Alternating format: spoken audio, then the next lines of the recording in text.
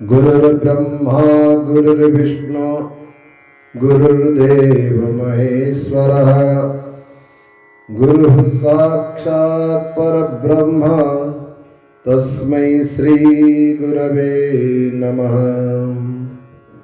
अखण्डमण्डलाकारं व्याप्तं येन चराचरं तत्पदं दर्शितं येन तस्मै श्री गुरवे नमः। गजाननं भूतगणादिसेवितं कपित्तजम्बोफलचारुभक्षणम् उमासुतांशोकविनाशकारकं नमामि विघ्नेश्वरपादपङ्कजम्। या देवी सर्वभूतेषु मातृरूपेण संस्थिता नमस्तस्यै नमस्तस्यै नमस्तस्यै नमो नमः। या देवी सर्वभूतेषु बुद्धिरूपेण संस्थिता नमस्तस्यै नमस्तस्यै नमस्तस्यै नमो नमः। बोलिए श्री गुरुदेव भगवान की जय, श्री साचे दरबार की जय। श्री राम जय जय राम, श्री राम जय जय राम, श्री राम जय जय राम, श्री राम जय जय राम। बोले श्री रामचंद्र भगवान की जय। बड़ी प्रसन्नता की बात है, आप लोगों ने पिछले एपिसोड में सुना था कि दत्तात्रेय भगवान जब परशुराम जी को माँ त्रिपुरा के रहस्य के बारे में बता रहे थे और परशुराम जी उनके बातों को एक एक ब्रह्म शब्द मानकर वो सुन रहे थे, और कैसे दत्तात्रेय भगवान ने परशुराम जी से परीक्षा भी लिया और अपना ज्ञान दिया और माँ त्रिपुरा के रहस्य के बारे में बताने के लिए वो तत्पर हो गए थे। आज हम श्रवण करेंगे कि भगवान दत्तात्रेय से भगवान परशुराम जी क्या पूछते हैं और भगवान दत्तात्रेय परशुराम जी को कौन सी वो रहस्य की कथा सुनाएंगे, वो आज आप लोग श्रवण करेंगे। समय की बात है जब गुरुदेव की मुख से ये बात सुनकर कि हम आपको कथा सुनाएंगे, तो उस समय में परशुराम जी अत्यंत प्रसन्न हो गए और प्रसन्न वाणी से अपने गुरुदेव दत्तात्रेय से कहा, हे गुरुदेव, आपने जो कहा है पराम्बिका त्रिपुरा, यह कैसी है और ये किस प्रकार की है, उनका स्वभाव कैसा है और वो कहाँ विराजमान रहती है। हे दया के सागर, हे करुणा सागर, इस समय आप हमें कृपा करके उनके बारे में विस्तार पूर्वक बतलाएं। इस प्रकार परशुराम जी से बात सुनकर गुरु दत्तात्रेय की आत्मा त्रिपुरा की महिमा रूपी सागर में गोता खाने लगी और माँ भगवती त्रिपुरा का ध्यान कर उन्हें प्रणाम किया और बड़ी मीठी शब्द में दत्तात्रेय भगवान ने कहा, हे राम सुनो, उस पराशक्ति की महिमा में आज तक किसी ने कोई वर्णन नहीं कर पाया। वो सर्वशक्ति संपन्न त्रिलोकेश्वर एवं विधाता ब्रह्मा जी भी उनकी महिमा का वर्णन नहीं कर सकते। यह यथार्थ है, सत्य है। इसका वर्णन करने में आज तक कोई भी समर्थ नहीं हो सका। आज भी वो अभिज्ञात है। वो कौन है, उसकी स्थिति क्या है, कोई नहीं जानता। वेद शास्त्र तंत्र इसके बारे में कुछ बोल ही नहीं सकते। प्रत्यक्ष आदि प्रमाण से भी वो दूर है। अनुमान गम्य वस्तु में वो विश्राम करती है। आग की ज्वाला की तरह वो कभी कभी भीतर नहीं मुड़ती। समस्त मातृ वर्ग के स्वरूप में है। तर्क या युक्ति से उसे जानना असंभव है। अस्मि, अस्मि मैं हूं, इस अनुभव मात्र से ही वो जानने योग्य है। वो चित्त शक्ति लीला के अधीन ही शरीर धारण करती है। शास्त्र वेदाग्नि यह निरूपण करते हैं। वो चित्त शक्ति प्रमाणों की प्रमातृ है। अपनी लीला के लिए वो शरीर धारण करने लगती है। इसकी महिमा कोई नहीं बता सकता, कोई नहीं जानता। कोई राजा परमाणुओं को गिनती कर सकता है, पर इस पराशक्ति की महिमा वर्णन करना असंभव है। फिर भी हे राम, त्रिपुरा की महिमा का सार संक्षेप में मैं तुम्हें बतला सकता हूं। अब तुम सावधान होकर सुनो। परशुराम जी मां त्रिपुरा की रहस्य का कथा प्रारंभ किए और कहने लगे, एक बार क्षीर सागर में शेषनाग भगवान विष्णु विश्राम कर रहे थे। भगवती महालक्ष्मी उनके चरण कमलों को दबा रही थी और नीलमणि समूह की कांति के सदृश उनके शरीर की कांति थी तथा सुंदर महालक्ष्मी के संपर्क से वो सुशोभित थे। वर्षा ऋतु में बादल के पीछे चमकने वाली बिजली की छटा की तरह उनकी छवि पीतांबर कमरे में कसे हुए श्री नारायण श्रीवत्स से सुशोभित। क्या दृश्य है, क्या वो! और तुलसी माला से धारण करके सुशोभित थे। देह से कांति की छटा बाहर निकल रही थी। पूनम की चांद की तरह मुखमंडल था।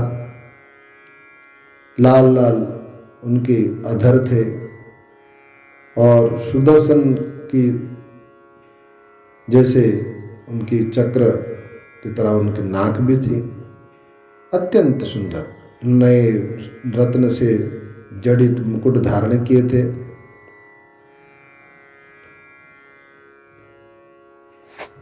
ऐसी सुंदरता का वर्णन भी अधिक क्या करो। जिन भगवान के चतुर्दिशाओं में उनके भक्तगण घेरे हुए थे, जैसे भक्त प्रहलाद आदि, समस्त संसार की रक्षा करने में सदैव समर्थ भगवान विष्णु के पास एक बार पितामह ब्रह्मा जी पहुंचे। दंडवत धरती में गिरकर उन्हें प्रणाम किया और हाथ जोड़कर भगवान की स्तुति करने लगे। फिर उनसे प्राप्त आसन पर विराजमान हुए। इसके बाद क्रोध से लाल आंखें किए आपस में विवाद करते हुए देवराज सहित देवगण उनके सामने आ गए।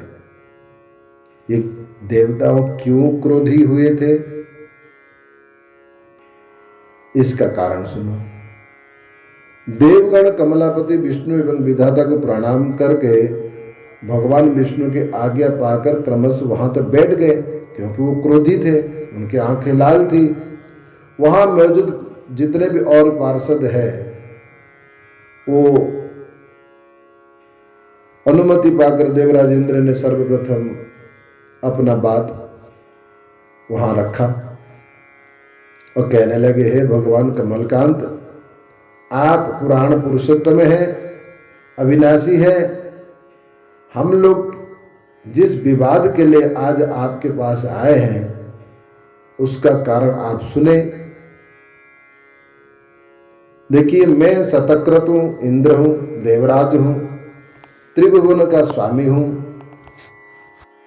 देव सभा में प्रासंगिक रूप से जो भी मैं कहता हूं वो सारे संसार के लिए मान्य होता है।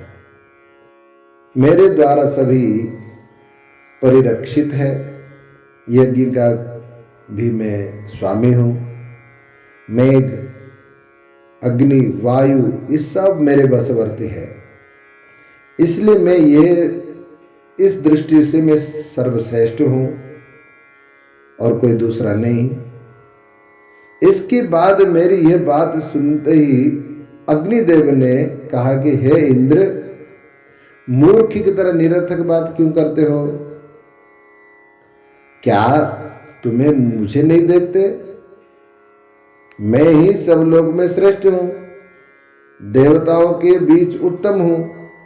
हे इंद्र, तुम्हारे आगे पीछे चलने वाले इन देवताओं का मुख तो मैं ही हूं ना। सभी यज्ञ में दी गई हवि तो मैं तुमको सबको खिलाता हूं। अगर मैं नहीं खिलाता तो तुमको खाने को भी नहीं मिलता। यज्ञ जो भी है पहले तो मैं ही लाके तुमको खिलाता हूं। मैं ही रुद्र की तीसरी आंख भी हूं, जिससे वे संपूर्ण जगत को संहार करते हैं। मेरा ही पुत्र सेनानी है, जिस बल पर तुम दैत्य पर विजय प्राप्त करते हो। इसलिए ये व्यर्थ की बात मत करो, शीघ्र ही मेरी आराधना करो, नहीं तो आप नहीं रहोगे। यह सुनते ही चंद्रमा भी वहां उठकर खड़ा हो गया और बोलने लगा, अरे भाई, क्यों ये सब बेकार की बात करते हो? मेरी कृपा से तो अन्न उत्पन्न होता है, जिसे खाकर संसार जीवित रहता है। यदि मैं विमुख हो जाऊं तो अन्नहीन संसार हो जाएगा। मेरे शरीर से निकलने वाले जो अमृत है वही प्रतिदिन इंद्र और इंद्रादि देवता पाकर जीवित रहते हैं। कार्य के अभिमान से आप लोग क्यों मरना चाहते हो? ये बात सुनकर वहां पवनदेव भी खड़े थे, तो उन्हें भी बहुत गुस्से में कहा, सोम से, चंद्र से कहा, सोमदेव, बेकार का बकवास मत करो। अगर मैं चाहूं तो पल भर में प्रलय मचा दूं। इंद्र, चंद्र, अग्निदेव, असुर सहित संसार को मैं मिटा सकता हूं। मैं सबको विनिष्ट कर सकता हूं। अपने अपराध रूपी आग में जलते हुए ना सोम बचेंगे ना आप बचोगे। जब ब्रह्मा, विष्णु, महेश विनिष्ट हो जाएंगे तो दूसरे देवता की तो बात ही क्या। केवल मैं और मेरे सखा अग्नि के सिवा क्षण भर में हम दोनों के साथ अगर चाहें तो क्षण भर में हम ब्रह्मांड को भी नष्ट कर सकते हैं। ये मेरे मित्र हैं अग्निदेव, ये भी बिना मेरे सहायता से कुछ नहीं कर सकते। यदि मैं चाहूं तो इन्हें भी शून्यात्मक बना सकता हूं। यदि मेरी कृपा ना हो तो कोई भी जीवित नहीं रह सकता। मैं ही सबसे महान हूं, मेरे कारण ही संसार जीवित है। इस तरह सभा में स्वर्गवासियों के बीच एक बड़ा कलह चल रहा था। कुछ अग्निदेव के पक्षधर थे, कुछ चंद्र के पक्षधर थे, कुछ पवन के हैं, कुछ इंद्र के। इस तरह देवताओं में झगड़ रहे थे आपस में और एक दूसरे को महान बता रहे थे। और यहां तक हो गया कि तू मैं करते करते अपना अपना आयुध भी उठा लिए थे। ऐसा करते देख बृहस्पति ने उन्हें समझाया और कहा, बुद्धिमान होते हुए आप लोग क्यों विनष्ट होना चाहते हो भैया? बुद्धिमान हो तो ये नष्ट होने की क्या जरूरत है तुम लोग को? मैं जो कुछ कह रहा हूं उसे ध्यान से सुनो। इस समस्या का समाधान भगवान विष्णु जनार्दन ही जानते हैं। अतः आप सब उनसे ये समस्या का समाधान करने के लिए उनसे प्रार्थना करें। वो शीघ्र ही हमको कोई ना कोई उपाय बता सकते हैं। इंद्रादि देवताओं ऐसी बात सुनकर भगवान विष्णु को प्रार्थना किया और भगवान विष्णु उनकी प्रार्थना सुनकर कुछ देर तक थोड़ा बहुत सोचते रहे और ये मन में सोच रहे थे कि ये देवतागण आपस में कितना कलह कर रहे हैं। इन्हें शांत करना मेरे शक्ति से बाहर है। ऐसा सोचते हुए भगवान विष्णु ने अपने हृदय में महादेव को ध्यान किया और ध्यान करते ही महादेव उस सभा में उपस्थित हो गए। शुद्ध स्फटिक वर्ण वाले भगवती भवानी के साथ भगवान शंकर जी जटाधारी जो भालचंद्र से सुशोभित थे वो वहां विराजमान हुए। उनके स्वरूप का वर्णन विस्तार रूप से किया गया है। भगवान विष्णु उनका वर्णन कर रहे हैं। वो सर्प की भुजंग से माला के रूप धारण किए थे, मुंड माला धारण किए थे और उनका व्याघ्र चर्म इत्यादि धारण किए थे। हाथ में त्रिशूल और क्या दिव्य कर्पूर गौरम करुणावतारम संसार सारम भुजगेंद्रहारम। ऐसा उनका स्वरूप देकर देवताओं थोड़ी देर के लिए शांत हो गए थे, क्योंकि भगवान विष्णु का जो स्वरूप है वो शांतिमय है।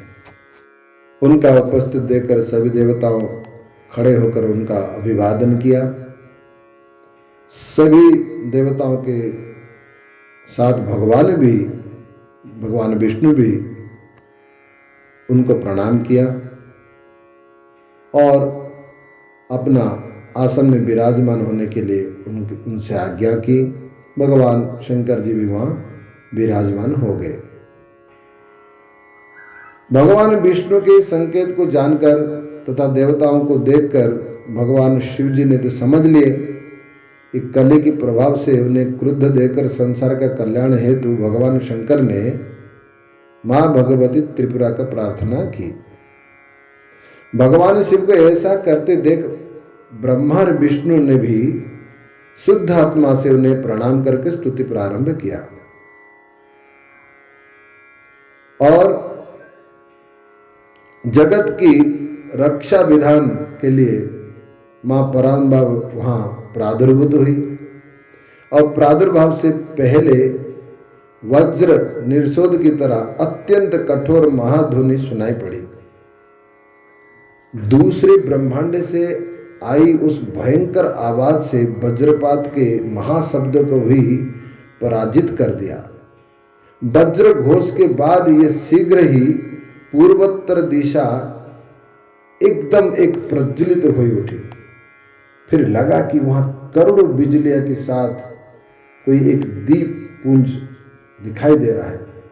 उसकी तेज और उसकी जो आवाज, उस तेज और आवाज से इंद्र, अग्नि, वायु, ये जितने देवता वहां थे, खड़े थे, जो अपने आप को मैं बड़ा कर, वो सब थर थर कांपने लगे।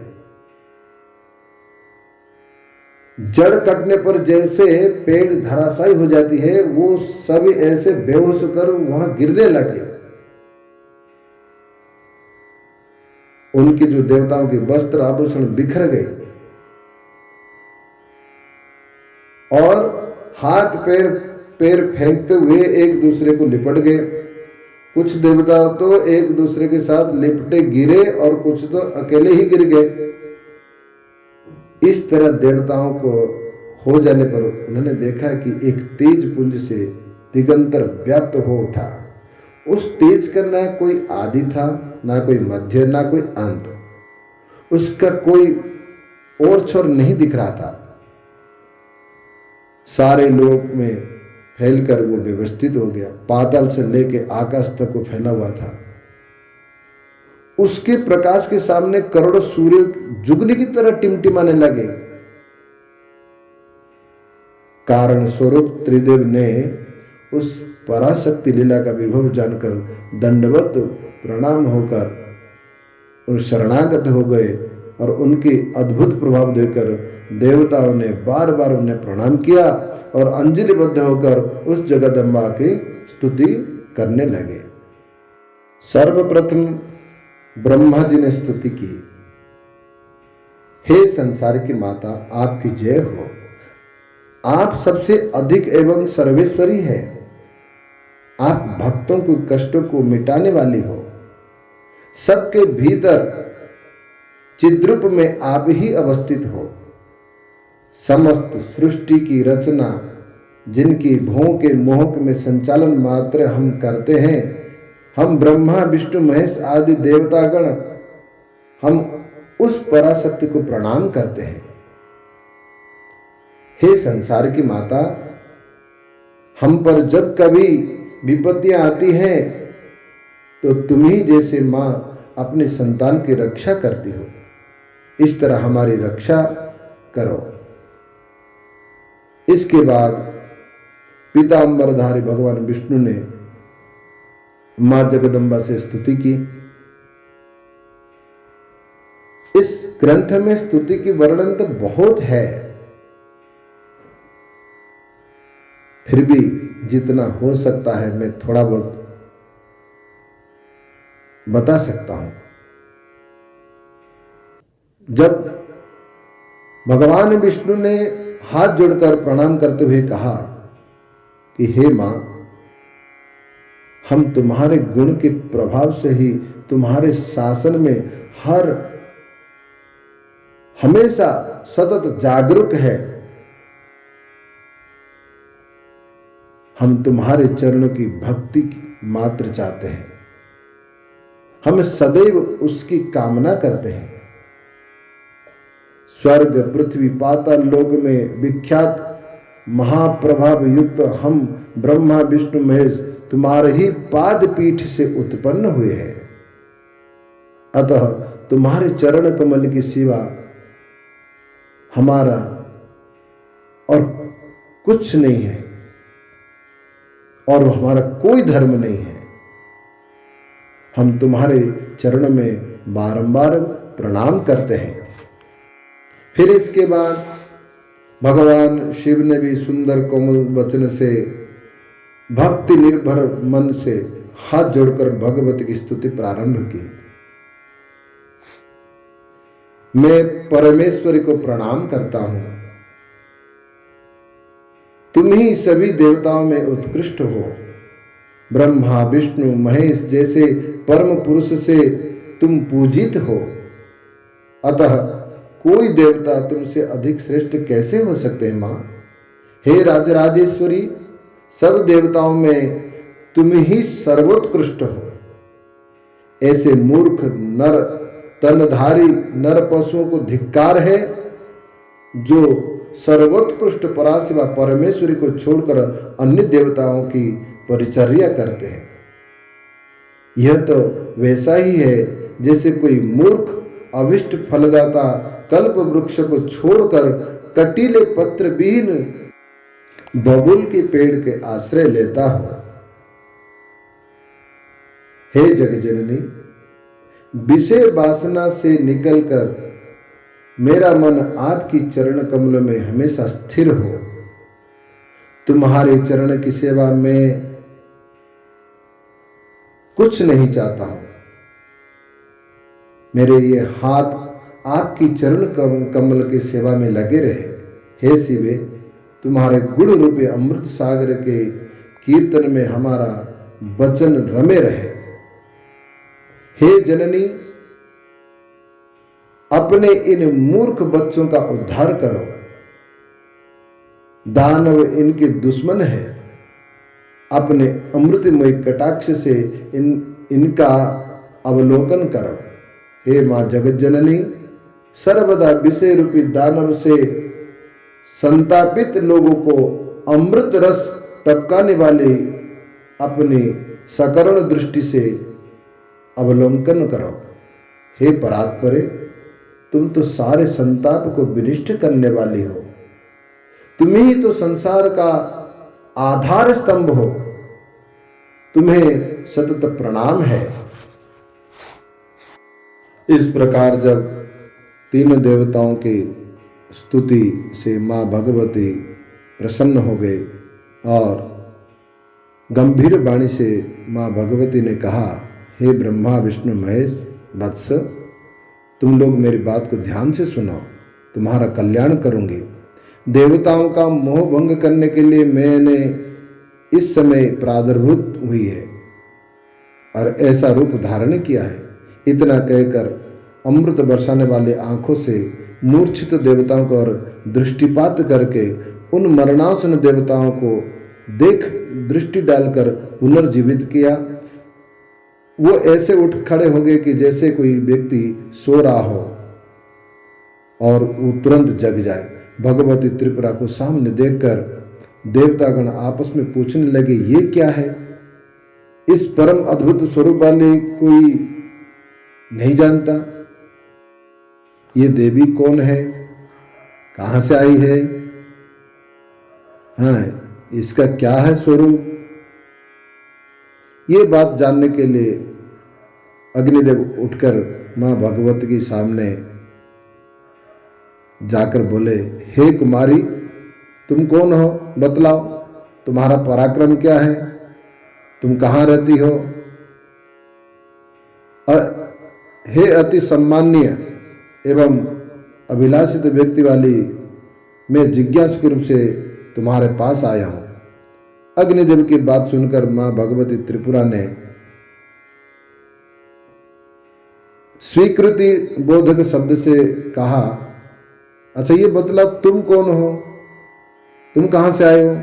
तुम्हारा क्या बल है? इसके बाद मेरे बारे में जानने लगो। पहले तुम अपना परिचय दो।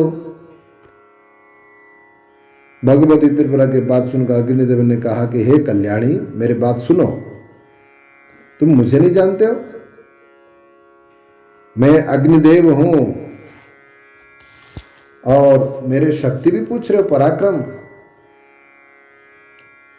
मैं अगर चाहूं पल भर में ब्रह्मांड को जला के राख कर सकता हूं। ये जो भी कुछ संसार में स्थावर जंगम में देख रहे हो ना, वो क्षण भर में राख कर सकता हूं। अग्निदेव की बात सुनकर मां त्रिपुरा ने कहा, अच्छा अच्छा, आपकी इतना बल है? वाह, चलो एक काम करो, मेरे सामने ये जो तिनके पड़े हैं जरा उसको जला के दिखाओ। अग्निदेव ने अपने पूरा सारा शक्ति लगा दी, वो तिनका को जला नहीं पाए। फिर वो धीरे से मुंह नीचे करके वापस भागे। फिर इंद्र से देव से कहा कि वो कोई साधारण नहीं है, वो तो मुझे परास्त कर दिए। इसके बाद पवन देव गए और पवन देव ने जाके उनसे यही पूछा, हे कल्याणी आप कौन हो, कहाँ से आई हो। फिर माँ भगवती ने फिर उनसे पूछा, अरे भैया आप अपना परिचय दो, पहला अपना परिचय दो फिर मेरा परिचय मांगो, आप कौन हो, आप में क्या सामर्थ्य है। तब पवन देव ने कहा, आप मुझे नहीं जानते, मैं पवन देव हूं, मैं चाहूं तो क्षण भर में ये सारे संसार में जितने भी प्राणी जीवित है एक क्षण में मैं उनको मृत्यु की निद्रा में सुला सकता हूं।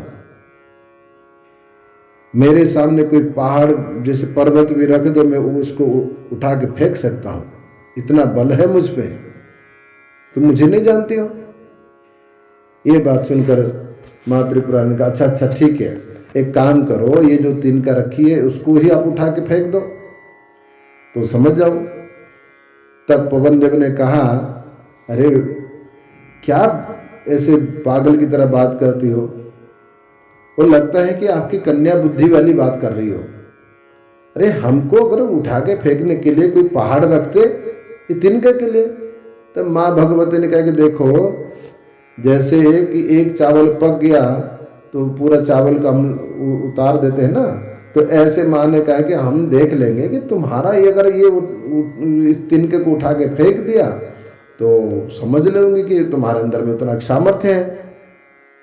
तब पवन देव ने अपना जितनी भी ताकत था वो सारे ताकत को झोंक दिया, वो तिनके वहीं रह गया, बिल्कुल एक मतलब इंच कह लेते ना, जैसे थोड़े से भी कहीं हिला नहीं पाए और आपने आपको मुंह नीचे करके भागने लगे। और इंद्र देवताओं के पास जाके इंद्र से कहा कि हे इंद्रदेव, लगता है कोई बाहरी शक्ति हमको परास्त करने आई है, अभी हमें आपस में ना लड़के पहले उनसे निपटना चाहिए, तो क्या करें, अब आप जानो।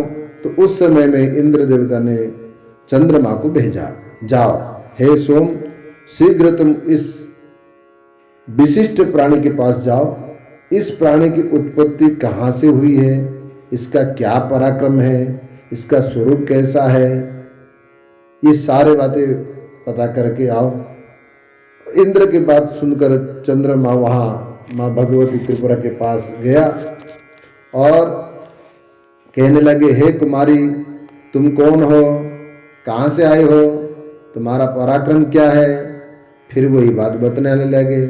फिर माँ ने कहा, अरे भैया तुम बार बार तुम लोग जो भी आते हो यही पूछते हो, सीधे बोलो ना, मैं फलाने हूं, मेरा ये काम है, मैं हूं, आप अपना बताओ। पहले से मुझे पूछने लग जाता हूं। अच्छा ये बताओ तुम कौन हो, तुम अपना परिचय दो, तुम्हारा अंदर क्या सामर्थ्य है, तुम्हारा अंदर क्या बल है, तुम कहां से आए हो, इसके बाद मैं अपना परिचय दे दूंगी।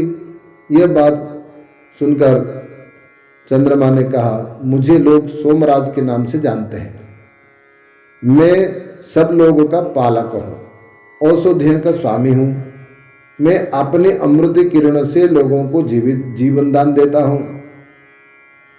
घास, पेड़ पौधे, सब प्राणी मेरे से ही जीवन पाते हैं।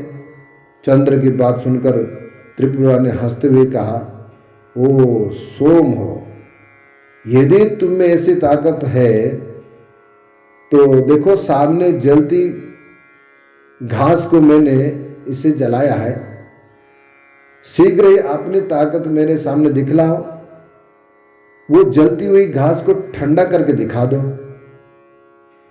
या बुझा के दिखा दो तो मैं समझ लूंगी।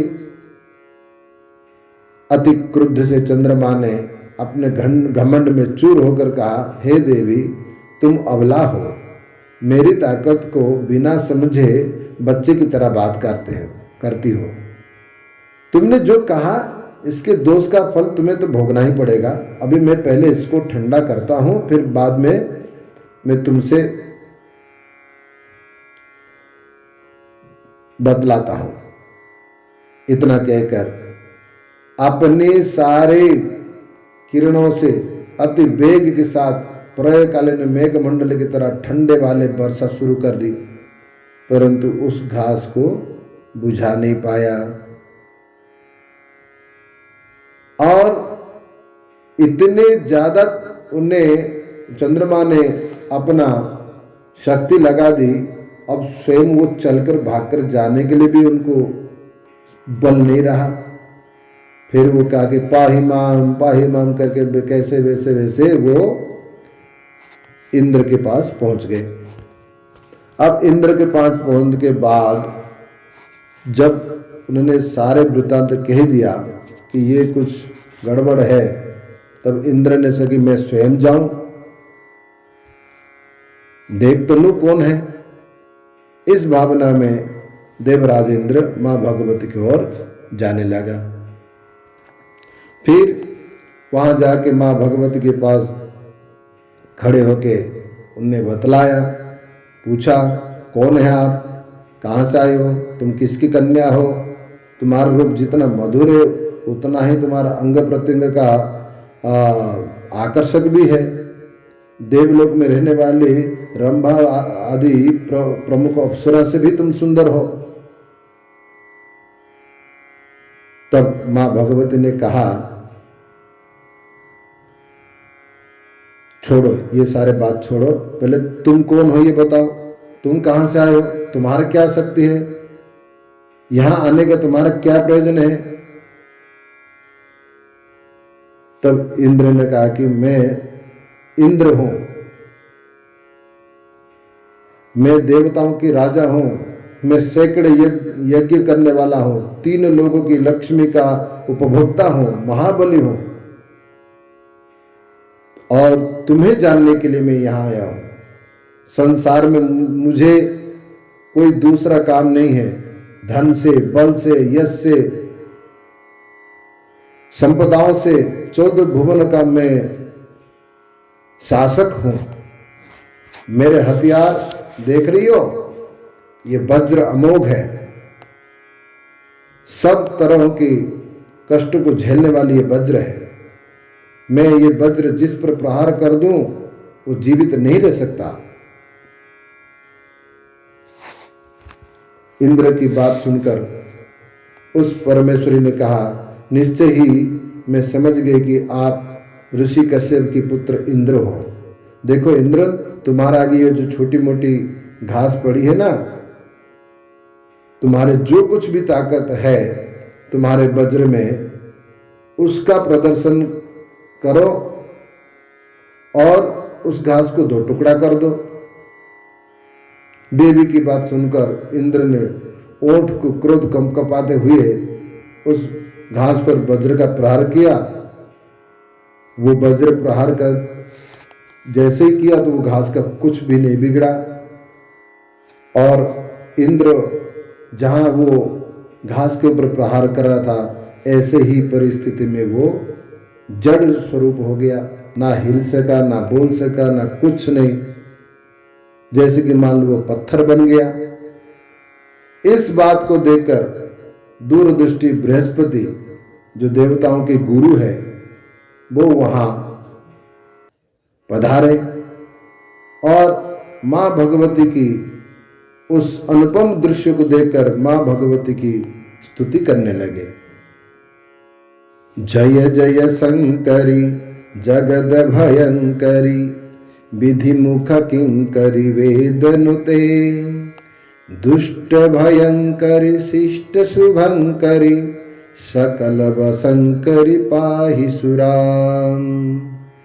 हे सुख समृद्धि देने वाले शंकरी, तुम्हारी जय हो।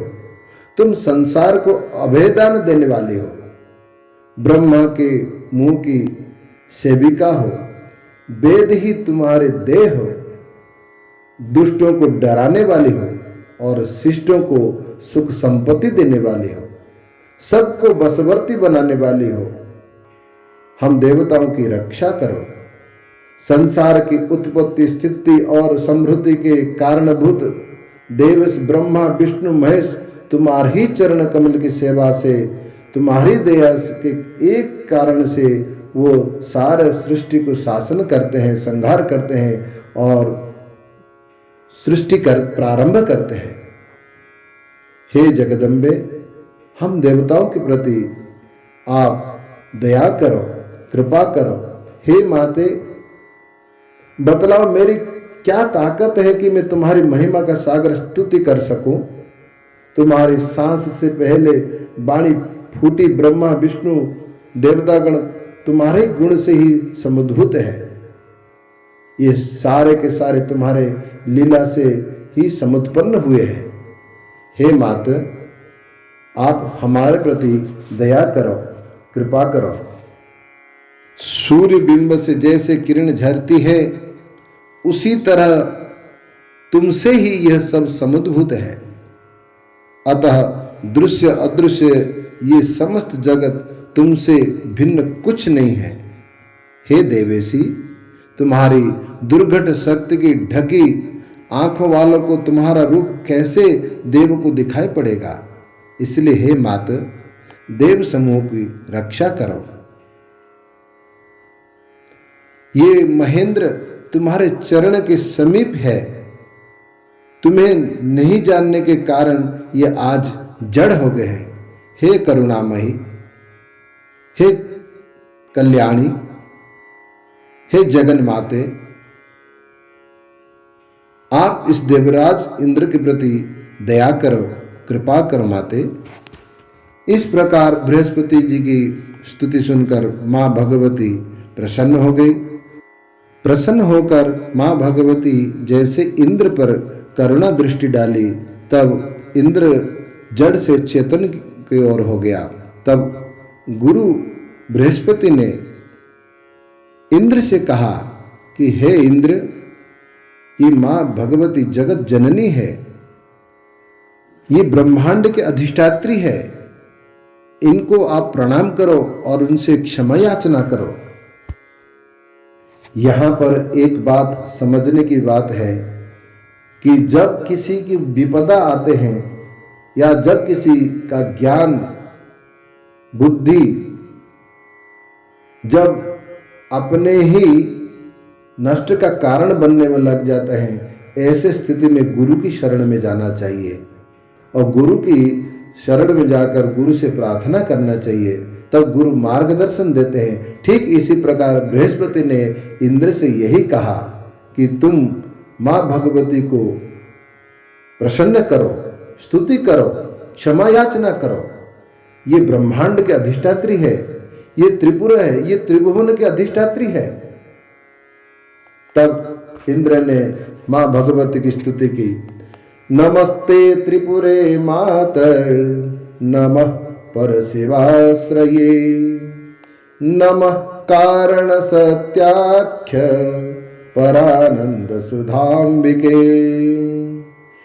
त्वं ही कारण रूपासि सदसत् वस्तु संतते, त्वत्तः सकल समुत्पन्नं त्वयि सर्वं प्रतिष्ठितम्।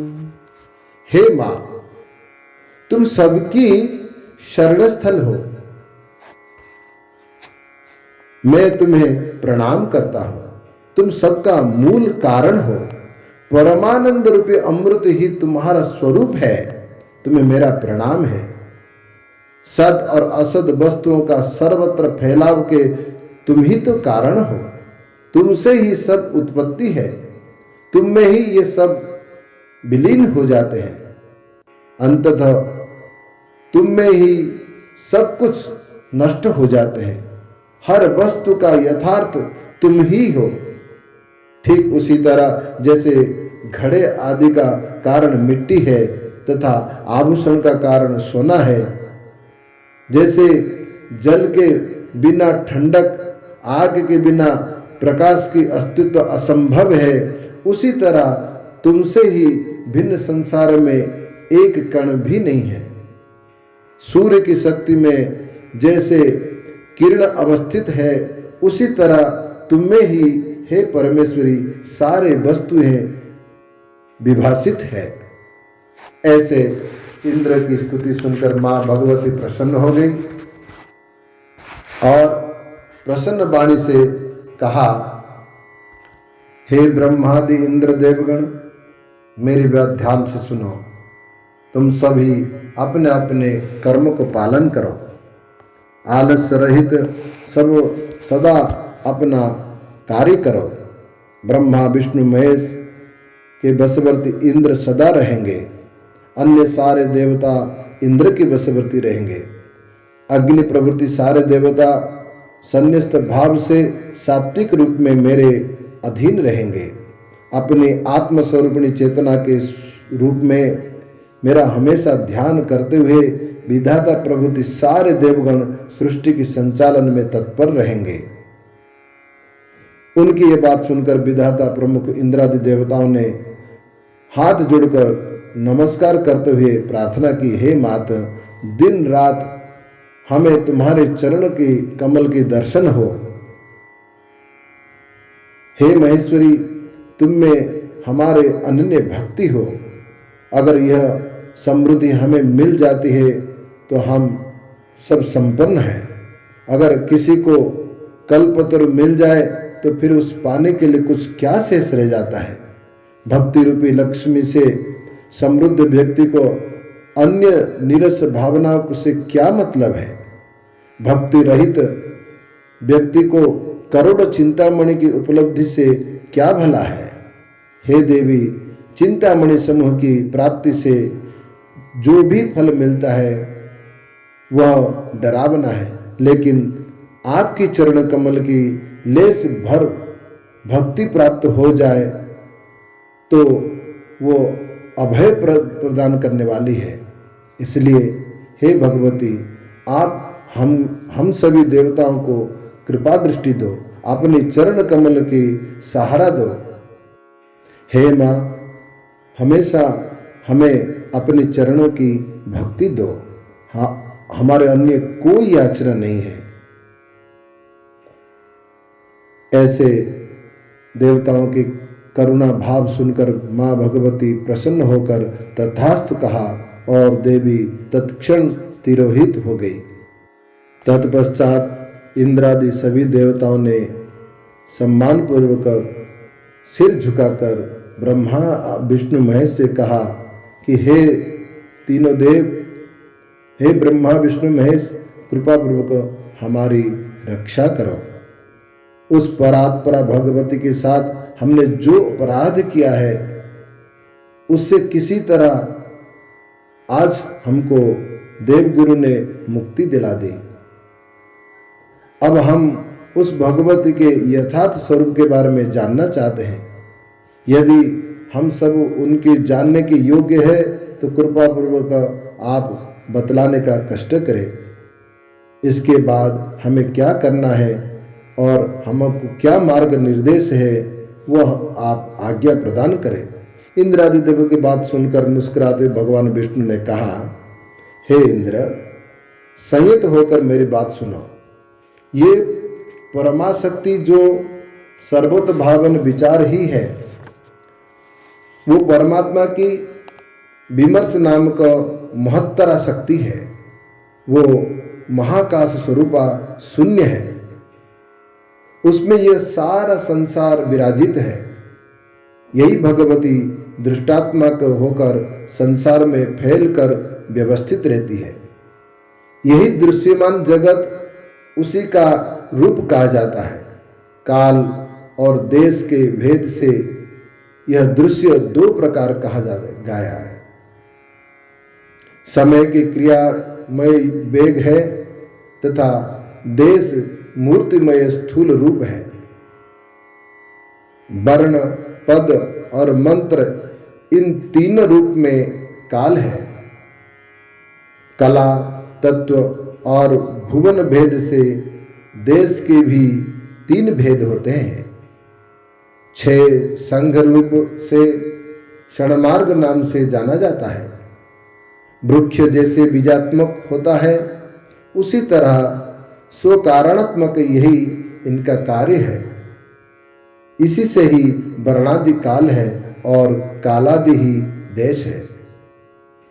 दोनों ही अदृश्य तत्व को देखने के कारण ही इसे दृष्टात्मक कहा जाता है, इसलिए यह अखिल दृष्ट रूप से जाना जाता है।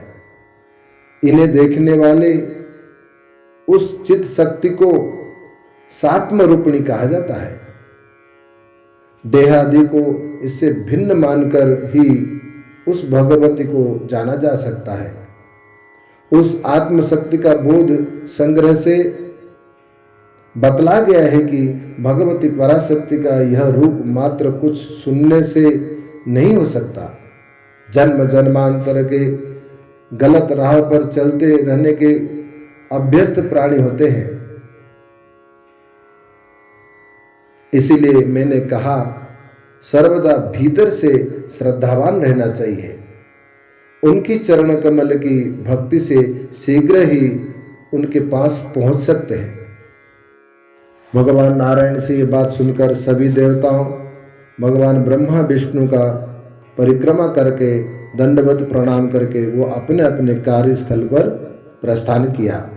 इसके बाद ब्रह्मा विष्णु महेश ये तीनों देवता आपस में मिलने के बाद स्व भी अपने अपने मार्ग में चले गए। इस प्रकार दृश्य की देखने के बाद गुरु दत्तात्रेय कह रहे हैं कि हे परशुराम, ऐसी ही वह परमाशक्ति जिनकी बड़ी अद्भुत क्रिया है, वे सभी देवताओं में उत्तम है, सर्वसाक्षिणी है एवं विश्व मोहिनी है। हे परशुराम, यह अद्भुत कुमारी का आख्यान सुना, जिस कथा में वो परमाशक्ति कुमारी शरीर से स्वयं अवस्थित है। इंद्रादि देवताओं को मोह भंग करने के लिए ही यह रूप धारण किया था। इसे हमेशा सुनना चाहिए। यह कथा उस पराशक्ति की भक्ति को बतलाने वाली है। भगवती त्रिपुरा का स्नेह पाने के लिए यह कथा हमेशा सुनना चाहिए। बोले साचे दरबार की जय। आगे आप सुनेंगे कि भगवान परशुराम जी को दत्तात्रेय भगवान क्या सुनाते हैं, और इसके बाद कथा प्रारंभ हो जाती है। तो ये एक माँ भगवती की जो लीलात्मक चरित्र का वर्णन आप सुनेंगे। आप हमारे चैनल के साथ जुड़े रहिए और ऐसे अद्भुत कथाओं का ज्ञान आपको प्राप्त होता रहेगा। थोड़ा सा संकीर्तन करते हुए हम आज कथा का विराम करेंगे।